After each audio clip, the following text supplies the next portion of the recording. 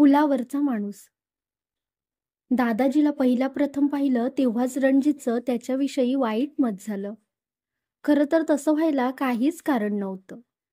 दादाजी हा रणजितच्या वडिलांचा एकनिष्ठ चाकर.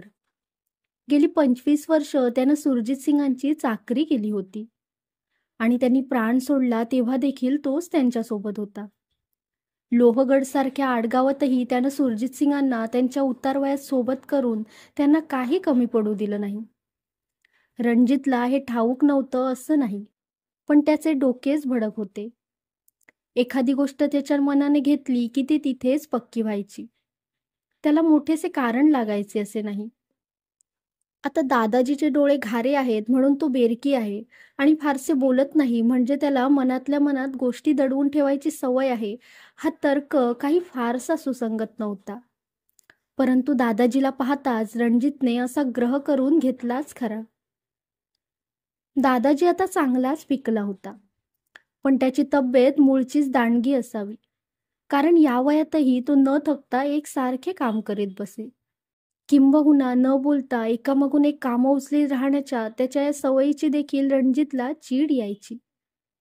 एकट्या दुकट्या माणसाचं काम तरी काय असतं, पण लोहगडमध्ये आटा पिसणे, लाकडे फोडणे, लहान मोठ्या दुरुस्त्या करणे यासाठी बाहेरची माणसं मिळत नसत. त्यामुळे दादाजीला उद्याची कामं आजच करून ठेवायची सवयच लागली होती. किंबहुना काम करणं हे त्याचं व्यसनच होऊन बसलं होतं. रणजितचा स्वभाव त्याच्या विरुद्ध टोकाचा. माणसानं एकसारखं मरमर म्हणण्यापेक्षा चैन करावी, आराम करावा आणि जाता जाता जमले तरच एखादे काम करावे असेच त्याचे मत. सुरजित सिंगांनी लोखंडाच्या व्यापारात इतके कमावून ठेवले होते की असे 4 चैनी रणजित जरी घरात असते तरी वैभव त्यांना पुरून उरले असते. त्यातून रणजित एकुलता एक. मग काय विचारता? मनाला येईल ते करावे आणि मजेत राहावे हीच त्याची प्रवृत्ती. बापाच्या मागून सारं काही आपलंच होणार याचे वारे रणजितच्या मनात अगोदरच शिरले होते. तसा तो आपण होऊन कुणाला त्रास देत नसे, पण एकंदरीत स्वतःच्याच गुरमीत राहायचा. चैन, रंगढंग, बाई बाटली हे सारे शोक आपल्यासारख्या रगेल मर्दाने नाही करायचे, मग कोणी करायचं असंच त्याचं मत. तेव्हा कुणी उपदेश करण्याच्या भानगडीत पडला तर त्याची अब्रू जाग्यावर राहत नसे. सदैव मारामारीचाच पवित्रा. कुणी विरोध केला किंवा लागेल असे बोलला तर लोळवलाच त्याला जमिनीवर.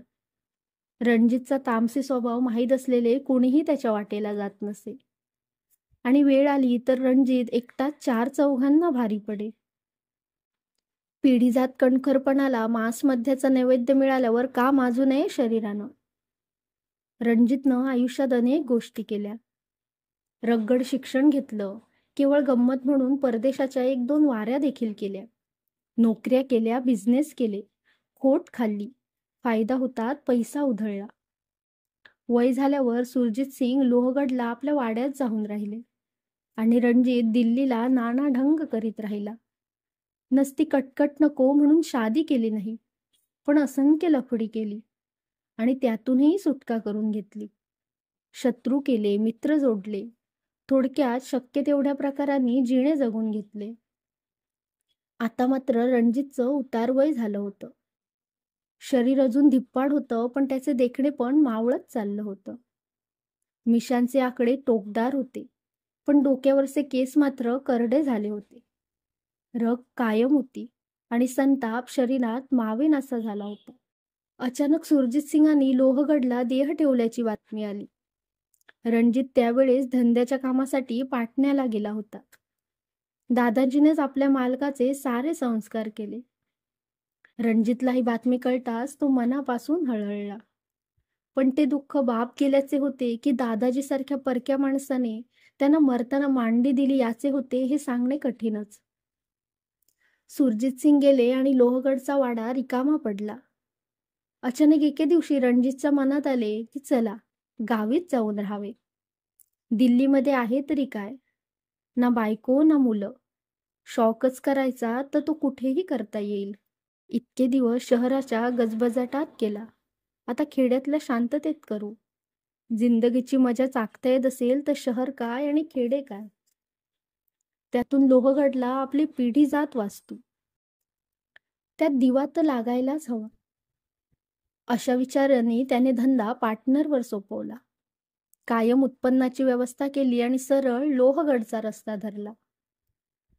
लोहगड गाव जवळजवळ भूतकाळातच जमा होतं. गावात थोडीफार वस्ती होती, नाही असे नाही. परंतु निम्म्याहून अधिक गाव आता जमीनदोस्त झाला होता. इतिहासकाळी गाव मोठ्या दिमाखात मिरवला असेल. असे सर्वत्र पसरलेले तुकडे, वाडे आणि ढासळलेले बुरुज पाहून वाटे. गावातला एक पडका किल्ला आणि देवळे, मशिदी व गढ्या यांचे भग्न अवशेष याच्यामुळे गावाला मसणवाटीची कळा आली होती. सुरजितसिंगांचा वाडा देखील उरलेल्या गावासारखाच उदासवाणा दिसायचा. निराकार पसरल्यामुळे तो फटकन मारून बसलेल्या एखाद्या स्थूल थेरडीसारखा वाटायचा. वाड्यासमोर एक गढूळ पाण्याचे तळं होतं. तळ्यापलीकडे झाडी होती. तिच्या घनदाट काळोखात कुणीतरी दबा धरून बसल्याचा भास होई. तळे तसे चांगलेच लांब आणि रुंदही होते. 2 किनाऱ्यांना जोडणारा एक लाकडी किरकिरा पूल देखील त्यावर होता. दादाजीला सोबत घेऊन रणजितनं सारा वाडा हिंडून पाहिला. वाड्याची रचना काहीशी बुचकाळ्यात पाडणारी होती. प्रशस्त दिवाणखान्याला लागून मध्येच एखादी कोनाड्या एवढी लहान अशी खोली. भिंतीमध्येच एखादे ठेंगणे दार. दार उघडले की आत पायऱ्या. पायऱ्या पोहोचायच्या त्या बंद दरवाजापाशी आणि बंद दरवाजा उघडायचा एखाद्या लहान वरांड्यापाशी. रणजितनं हसून म्हटलं, "वाह, खूनबीन करायला भलतीच छान जागा आहे." दादाजीनं अशा नजरेनं पाहिलं की रणजितचं हास्य एकदम मिटलं. मात्र दादाजी काहीच बोलला नाही. रणजित पुढे म्हणाला, "तुला माहीत आहे की नाही, इथं एखादा खून वगैरे घडलेला?" दादाजी न बोलता नुसतीच मान हलवत राहिला. रणजितचा सगळा हास्यविनोद फुकट गेला होता. त्याच्या कपाळावर एक लहानशी आठी उमटली. इतकी घुमी माणसं त्याला मुळीच आवडत नसत. दिवसभर करण्यासारखं काहीच नसायचं. रोजची 30-30 कामं रणजित बराच वेळ लावून करी. वरचेवर केस धुवून उन्हात वाळवीत बसे. आराम खुर्चीत बसून तळ्याकडे पाहत चिक्कार सिगरेट ओढी. पेशन्सचा डाव मांडी, कादंबऱ्या वाची, नाहीतर संध्याकाळच्या वेळेत विस्की पीत स्वतःशी जुन्या आठवणी घोळवत राही. अशावेळी त्याला वाटायचं की निदान हा दादाजी तरी गप्पा मारण्या इतका बोलका हवा होता. पण दादाजी त्याने बोलल्याशिवाय त्याच्या जवळ देखील फिरकत नसे. त्या एवढ्या मोठ्या वाड्यात तो कुठल्या तरी दिव्याची काच साफ करीत, नाही तर कुठल्या तरी कोपऱ्यातील कोळिष्टके काढून टाकीत बसलेला असे. रणजितला या गोष्टीचा फार राग येई. तो मुद्दामच काहीतरी काम काढून त्याला बोलावून घेई. सावकाश चालत दादाजी त्याच्या समोर उभा राही. "कुठं होतास तू?" रणजित चिडून विचारी. हाक मारून घसा सुकला माझा. यावर दादाजी काहीच बोलत नसे. नुसता काम सांगण्याची वाट पाहिल्यासारखा उभा राही. रणजितचा राग आणखीनच वाढे. उभा काय राहिला स्तंभासारखा? हा ग्लास कोण धुवून आणणार? तुझा. पण म्हातारा नोकर वडिलांच्या बरोबरीचा, म्हणजे त्याला शिव्या देखील देण्याची सोय नसे. रणजितचा राग घुसमटल्यासारखा होई. तो विचारी, "बापाजींशी पण बोलायचा नाहीस का तू?" दादाजी एकदा रणजितकडे आपल्या घाऱ्या डोळ्यांनी रोखून पाही आणि हळूहळू चालत ग्लास धुवायला जाई. त्याच्या त्या नजरेचा अर्थ रणजित स्वतःच लावत बसे. "बाप्पाजी तुझ्यापेक्षा फार वेगळे होते. ते कुठे आणि तू कुठं? तुझ्याशी बोलत बसावं असं आहे तरी काय तुझ्यात?" रणजितच्या अंगाचा तीळपापडच होई. तो एकवार मिशावरून हात फिरवी आणि त्याचाही अर्थ स्वतःच लावी. "बघून घेईन, जास्त हुशारी नको." स्वतःमध्ये हरवून तळ्याकडे पाहत रणजित त्या संध्याकाळी तिथेच बसला होता.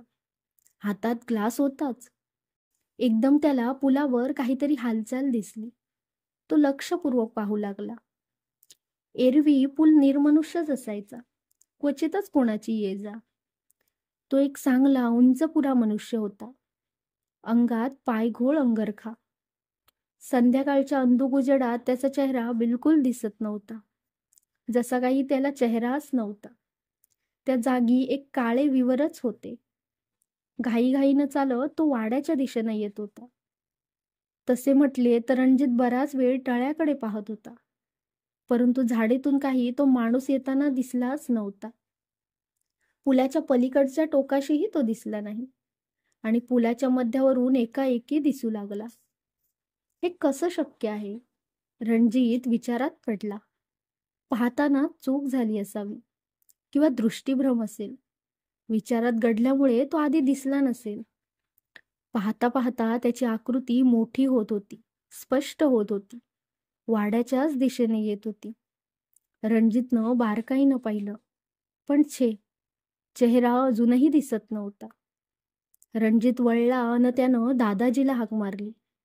दादाजी स्वयंपाक करत होता. 4 हाका मारल्यानंतर त्याच्या ध्यानात आलं की मालक बोलावीत आहे. वैपरत्वे त्याचे डोळे आणि कान दोन्ही अधू झाले होते. फडक्याला आत पुशीत रणजितच्या समोर येऊन तो उभा राहिला. तेव्हा रणजित मात्र चांगलाच चिडला होता.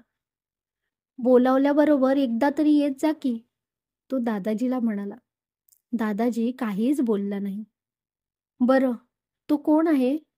त्या माणसाला ओळखतोस का तू? रणजितनं पुलाकडं बोट दाखवून विचारलं. दादाजीने डोळे बारीक करून पुलाकडे पाहत विचारलं. कुठला माणूस साहेब? त्याच्या प्रश्नासरशी चमकून रणजितनं पुलाकडं पाहिलं. पुलावर कोणीच नव्हतं. तिथं एक माणूस होता. मी आत्ताच पाहिला. आपल्याच वाड्याच्या दिशेने येत होता. दादाजी काहीच बोलला नाही. त्याचे ते मौन रणजितला फार लागले. तुला काय वाटलं? तो उसळून म्हणाला. मला भास होतायत. मला काही भ्रम झालाय का? की एवढीशी विस्की चढली मला? मी कसम खाऊन सांगतो, तिथं नक्की एक माणूस होता. दादाजी यावरही काही बोलला नाही. त्यानं हातातला फडका खांद्यावर टाकला. तो शांतपणे खोलीच्या पायऱ्या चढू लागला. गुपचूप बसून राहतोस तू, रणजित अजूनही बडबडत होता. पण मी चांगलं ओळखून आहे तुझ्यासारख्या लोकांना. मनातल्या मनात म्हणत असशील की काहीतरी निमित्त काढून एकसारखं बोलावतो हा मालक. मला काय हौस आहे तुला उगाच बोलवायची. एका घोटात एकदम अर्धा पेक रिचवून ग्लास खाली ठेवत तो म्हणाला. पण तो माणूस इथं येत होता, यात शंकाच नाही. मी चांगलाच पाहिलाय. त्याला तसेच बडबडत ठेवून दादाजी आत निघून गेला. रणजितच्या मनात आले, आपण दादाजी बोलत असताना तो माणूस पूल उतरून चालू लागला असेल किंवा इथेच कुठेतरी घराच्या बाजूला थांबला असेल. कुठल्याही क्षणी वाड्याचा दरवाजा ठोठावील. रणजित स्तब्ध राहून चाहूल घेऊ लागला. दिंडी दरवाजा कोणी ठोकावतंय का याची वाट पाहू लागला. पण कुणी आले आणि गेले. पण कुणी आले नाही की गेले नाही. मग मात्र रणजितला शंका येऊ लागली की आपल्याला भासच झालं असेल. दिल्लीला माणसांची वर्दळ आणि इथे ही स्मशान शांतता. त्यामुळे आपलेच मन कुणीतरी येण्याची वाट पाहत असते. त्याला दादाजीचा अधिक राग आला. हा माणूस निदान गप्पा मारायच्या उपयोगाचा तरी असता तर आपली अशी अवस्था झाली नसती. दिवसेंदिवस रणजितला वाडा अधिकच भकास वाटू लागला. पुन्हा एक संध्याकाळ, काळवंडू लागलेली. फक्त तळ्यावरून उडणाऱ्या पक्ष्यांचा चिरचिर आवाज, बाकी सारे निशब्द. रणजित एक इंग्रजी कादंबरी चाळत होता. त्याचे मद्यपान संपले होते. दादाजी जेवणाची तयारी करत होता. अगदी सहजपणे रणजितची नजर खिडकी बाहेर गेली. पुलाच्या पायथ्याशी तो माणूस उभा होता. आजही त्याच्या अंगावर त्या दिवशीचाच तो पायघोळ अंगरखा होता. त्याचा चेहरा दिसणं शक्य नव्हतं, कारण त्याची वाड्याकडे पाठ होती. पुलाच्या रोखाने तो हळूहळू चालत होता. त्याची चाल आज त्या दिवशीसारखी नव्हतीच. त्याचे कारण रणजितच्या लगेच ध्यानात आलं. त्याच्या हातात एक भले मोठे गोंटे होते.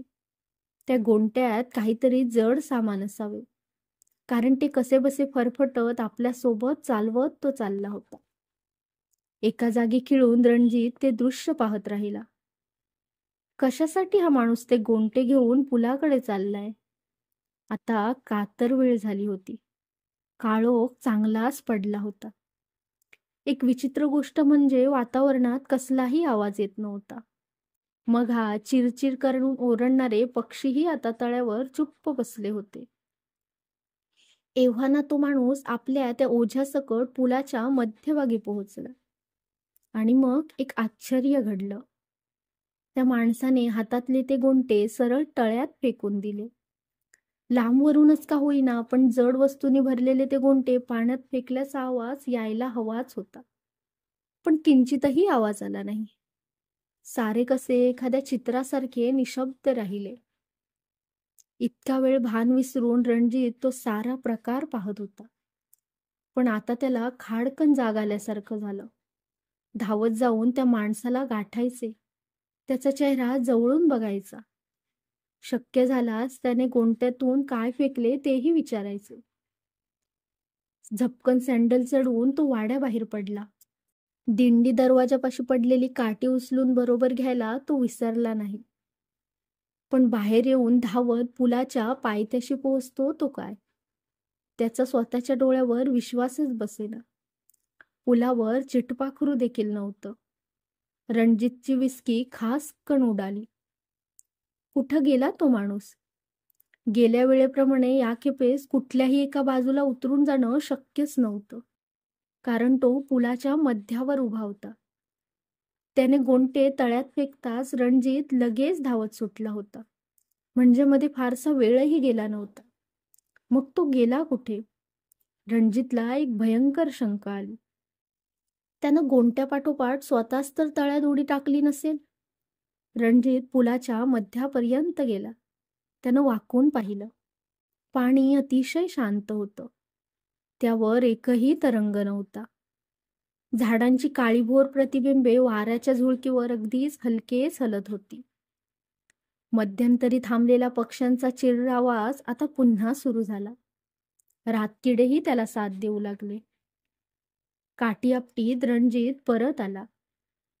काठीच्या आवाजाने दचकून एक चिचुंद्री चीची करीत इकडून तिकडे पळाली. दारात पाऊल टाकताच तो ओरडला, दादाजी, दादाजी. दादाजी वाळलेल्या कपड्यांच्या घड्या करून ठेवीत होता. तो रणजितच्या लुंगीची घडी करीत करीतच बाहेर आला आणि त्याच्या समोर उभा राहिला. कोण आहे तो माणूस? का येतो इथं पुन्हा पुन्हा? त्यानं ओरडून विचारलं. कुठला माणूस साहेब? दादाजीनं शांतपणे विचारलं. तोच, त्या दिवशीचा. तेव्हा तुला वाटलं होतं मला भ्रम झालाय, पण नाही. तो आजही चालला होता पुलावरून. त्यानं एका गोंट्यात काहीतरी भरलं आणि खाली फेकलं. हो, मी प्रत्यक्ष पाहिलं, माझ्या या डोळ्यांनी. आणि माझ्या डोळ्यांच्या काही तुझ्यासारख्या खाचा झालेल्या नाहीत. मी नाही पाहिलं कोणाला. एवढं बोलून दादाजी चालू लागला. अरे जातोस कुठं? माझं बोलणं झालं नाही अजून. रणजित ओरडला. दादाजी वळला आणि आज्ञाधारकपणे थांबला. त्याच्या या आज्ञाधारकपणाचीही रणजितला नेहमी चिड यायची. तुला काय वाटतं? तो कोण असेल? असा मध्येच नाहीसा झाला म्हणजे माणूसच असेल की पिशाच्च? रणजितनं विचारलं. मला माहीत नाही साहेब, दादाजी म्हणाला. तुला माहितीये, माझा पिशाच्चांवर मुळीच विश्वास नाही. दादाजी तिथेच पायरीवर बसला. तो किंचित हसल्याचा भास झाला, पण त्याच्या पांढऱ्या मिशांवरून खरे काय ते कळणे अवघडच होते. मी आजवर इतकं पाहिलंय आयुष्यात, पण भूतभीत काही दिसलं नाही आपल्याला. अरे भूत असतं तरी कुठं? येऊ दे आपल्या समोर. नाही त्याची जागच्या जागी चटणी केली तर बघ. रणजित बोलायचं थांबलं. इतकं बोलल्यावर दादाजी काहीतरी बोलेल अशी त्याची अपेक्षा होती. पण त्याने फक्त एक सुस्कारा सोडला. का राहतो हा असा गप्प? काहीच का उत्तर देत नाही. त्याच्यासमोर आपले शब्द एखाद्या भिंतीवर आपटावेत तसे परत येतात. खरं म्हणजे आपण भूत नसतं असं म्हटल्याबरोबर त्याने आजूबाजूचे दाखले देऊन तावातावाने भांडून भूत असतं हे सिद्ध करायला हवं. याची इतकी वर्षे या ओसाड गावात गेली. याला काही इथे कधीच काही बघायला मिळालं नसेल किंवा काही कानावरही आलं नसेल. खुद्द याच वाड्यात काहीतरी भुताटकीचा प्रकार घडला असेल. हा बोलत का नाही? भूतांच्या आख्यायिका नाहीत, असा जुना वाडा आहे तरी कसा हा? ज्याला गप्पा माराव्याशा वाटत नाही असा जुना नोकर असेलच कसा? पण नाही, हा माझ्यासमोर गप्प राहतो. याला माझे इथे येणे पसंत नाही. याची बापाजींवर भक्ती होती, पण त्यांचा मुलगा याच्या खिसगंटीतच नाही. रणजितचा राग आतल्या आत उकळत राहिला. त्याला अधिकच एकटे एकटे वाटू लागले. हा दीड दमडीचा थेरडा गप्प राहून आपल्याला हे एकटेपण जाणून बुजून देत आहे, या कल्पनेनंच तो भडकला. वास्तविक दादाजीनं त्याला भूताखेतांच्या गोष्टी ऐकवल्या असता तर त्यानं त्याची टर उडवली असती. खो खो हसून त्याला भूतांवर विश्वास ठेवणे कसे मूर्खपणाचे आहे हे पटवले असते. पण ते सगळे राहूनच गेले, कारण दादाजी काहीच बोलला नाही. त्यानं घडी केलेली लुंगी सांभाळून हातावर घेतली आणि मालकांचे बोलणे थांबताच तो हळूहळू आत निघून गेला. दारातून एकवार वळून त्यानं मालकाकडे पाहिलं. मालक तोंडातल्या तोंडात शिव्या पुटपुटत होता. त्या रात्री रणजितला नीट झोप लागली नाही. मन विषण्ण झाले होते. कसली तरी विचित्र हुरहुर लागली होती. कुणी एक माणूस पुलावर दिसला आणि त्यानं तळ्यात काहीतरी टाकले आणि नाहीसा झाला. याचे आपल्याला इतके आश्चर्य का वाटावे हेच त्याला समजत नव्हतं. त्याच्याशी आपला संबंध तरी काय हेही कळत नव्हतं. पण त्याचा विचारही डोक्यातून जात नव्हता.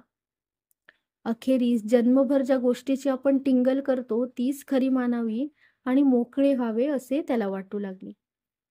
एखादा माणूस एकाएकी दिसणे आणि एकाएकी नाहीसा होणे याचे जर दुसरे काही स्पष्टीकरण नसेल तर ते पिशाच्चच असेल, हाच निष्कर्ष खरा. पूर्वी कधी काळी घडून गेलेली एखादी गोष्ट आता पुन्हा जशीच्या तशी दिसत असेल असेच म्हणणे भाग होते. सकाळी उठताच रणजित आजूबाजूला एक फेरफटका मारून आला. दादाजी काहीच बोलला नसला तरी झाल्या प्रकाराचा आपल्या वाड्याशी काहीतरी संबंध असेल असं रणजितच्या मनाने घेतलं होतं. जवळपास दुसरे एकही घर हाकेच्या टापूत नव्हतं. लांबवर थोडी वस्ती होती, पण ती माथाडी लोकांची. ती सगळी कामगार मंडळी आसपासच्या खेड्यांमध्ये कामाला होती. त्यांची फक्त घरच इथं होती. अधूनमधून ते घरी यायचे, बायका मुलांना भेटायचे आणि परत आपल्या कामावर परतायचे. रणजित तिथल्या घराघरामधून फिरला. तिथल्या लोकांना त्याने आपली ओळख करून दिली. सुरजित सिंगांचा मुलगा म्हणून सगळ्यांनी त्याला आदराने वागवलं. तिथल्या पीक पाण्याबद्दल, खुद्द त्याच्या वाड्याविषयी सुद्धा त्याला भरपूर माहिती दिली. पण भुताटकीचा एकही प्रकार त्यांच्यापैकी कुणीच सांगितला नाही. हातात गोंते घेऊन पुलावरून जाणारा माणूस त्यांनी कोणीच पाहिला नव्हता. पण हा प्रकार एवढ्यावरच थांबायचा नव्हता. रात्रीची वेळ होती. एवढी रात्र झाली तरी रणजितचं पिणं थांबलं नाही. अलीकडे दिवसेंदिवस त्याच्या पिण्याचं प्रमाण वाढतच चाललं होतं. विचार करून थकणाऱ्या एकाएकी मनाला विस्कीची सोबत हवी हवीशी वाटू लागली. दादाजी मागच्या दारी लाकडे फोडीत बसला होता. त्याच्या लाकडे फोडण्याचा खाटखाट आवाज रणजितच्या विचारात व्यत्यय आणत होता. बाकी सारे मात्र शांत. बाहेर मिट्ट काळोख. कशाला फोडतो हा लाकडं? उद्याच्या जळणासाठी? मघापासून फोडतो आहे. अजून झाली का नाहीयेत? त्यापेक्षा तो बाहेर येऊन का बसत नाही? आपण बोलावं का त्याला? माझ्याशी बोल, हुकूम करावा का? आपण आजवर इतक्या नाठाळ माणसांना सरळ केलं, पण हाच एक माणूस आपल्या मनासारखं वागत नाही. तो काहीच बोलत नाही. त्याला काही माहिती असेल का? त्या पुलावरच्या माणसाबद्दल सांगितलं तेव्हा त्याला काहीच आश्चर्य वाटलं नाही. त्याला काही ठाऊक असेल का त्या माणसाविषयी? बंद कर म्हणावे हा खटखट आवाज. माहीत आहे तू काम करतोय. माहीत आहे मी नुसता बसून खातोय. माझे वडील उद्योगी होते आणि मी ऐत खाऊ आहे. रणजितला तो लाकडांचा आवाज असह्य होऊ लागला. तो खुर्चीतून उठला. उठता उठता त्याचा किंचित तोल गेला, पण ते त्याचे त्यालाच जाणवले. आज नाही म्हटले तरी आपण जास्तच प्यायलोय, त्यानं स्वतःशीच कबूल केलं. रणजित मागील दारी गेला आणि दादाजीला काही बोलणार एवढ्याच त्याचे शब्द तोंडातल्या तोंडातच थिजून गेले आणि त्याच्या समोरून एक जण जीवाच्या आकांताने पळत गेला. त्याचा चेहरा दिसू शकला नाही, परंतु त्याच्या हालचालींवरून कळत होतं की तो फारच भ्यायला आहे. दादाजी आपलं लाकडं फोडण्याचं काम थांबवून त्याच्याकडं पाहत राहिला. एवढ्यात त्याच्या मागून दुसरा एक जण धावत आला, त्याच्या पाठीमागे लागल्यासारखा. त्याच्या पायघोळ अंगरख्यावरून रणजितनं त्याला ओळखलं. हा तोच होता, पुलावरचा माणूस. आत्ताही त्याचा चेहरा नीटसा दिसू शकला नाही, मात्र त्याच्या हातातील कुऱ्हाड दिव्याच्या प्रकाशात लखलखून उठली. तो उघडच दुसऱ्या माणसाच्या जीवावर उठला होता. दुसरा त्याच्यापासून दूर जाण्याचा प्रयत्न करत होता. धावता धावता दुसरा माणूस उंबरठ्याला अडखळून खाली पडला. तो परत उठण्याआधीच अंगरख्यावाल्या माणसानं हातातली कुऱ्हाड त्याच्या डोक्यात घातली. एकदा दोनदा रक्ताच्या चिळकांड्या उडाल्या. मग ते दोघेही दिसेनासे झाले. स्तंभित होऊन रणजित आणि दादाजी हा अमानुष प्रकार पाहत राहिले. मुख्य म्हणजे या सगळ्या प्रकारात कसलाही आवाज झाला नाही. पावलांचा नाही की ओरडण्याचा नाही. भयंकर. त्याच्यासमोर एक भीषण खून घडला होता आणि त्याहूनही भयंकर म्हणजे त्या खुनाचा मागमूसही राहिलेला नाही. हा भास नव्हता की स्वप्न नव्हतं, कारण दोघेही नीट जागे होते. रणजितच्या डोक्यात विस्कीचे स्फोट होत होते, पण दादाजी पूर्ण शुद्धीवर होता. बोल, रणजित त्याला दरडावून म्हणाला. अजून तुला म्हणायचंय की इथं काहीच घडलं नाही? तुला काहीच माहीत नाही? दादाजी काहीच बोलला नाही. भयानं त्याच्या तोंडून शब्दच फुटत नव्हता. साल्या, हा प्रकार याच वाड्यात घडलाय. कुणाचा तरी खून झालाय. तुला तो माहीत आहे आणि तू लपवतोय. नाही, मला काही माहीत नाही. जोरजोरात मान हलवीत दादाजी कसे बसे बोलला. नाही कसं? तुला बोललंच पाहिजे. बापाजींचं काहीही रहस्य असलं तरी मला समजलंच पाहिजे. मी त्यांचा मुलगा आहे. बोल, कोण आहे हा पायघोळ अंगरख्यातला माणूस? दादाजीचे डोळे भीतीने तारवटले होते. मान नुसती नकारार्थी हलत होती. त्या असहाय्य नकाराने रणजितचा संताप अधिकच उफाळून आला. नशेमुळे तोल अधिकच सुटत चालला. बोल, कोण आहे तो माणूस? कोण आहे? दादाजी नुसताच भयचकित नजरेनं त्याच्याकडं रोखून पाहत राहिला. त्याला काहीतरी बोलायचं होतं, पण तोंडून रणजितच्या भीतीने शब्द उमटत नव्हता. माझ्यापासून लपवतोयस? साल्या, माझ्यापासून लपवतोस?